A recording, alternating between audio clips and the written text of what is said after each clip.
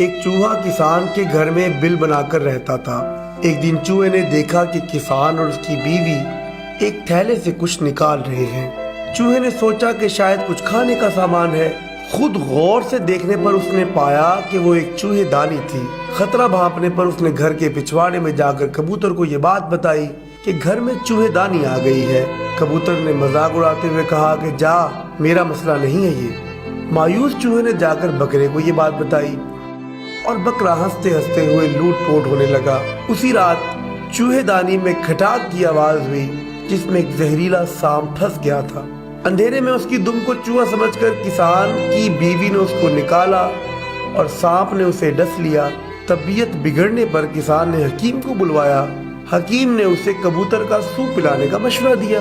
کبوتر ابھی برتن میں ابل رہا تھا کہ یہ خبر سن کر کسان کے کئی رشتہ دار ملنے آ پہنچے، جن کے کھانے کے انتظام کے لیے اگلے دن مرغ کو ذبح کیا گیا۔ کچھ دنوں کے بعد کسان کی بیوی مر گئی۔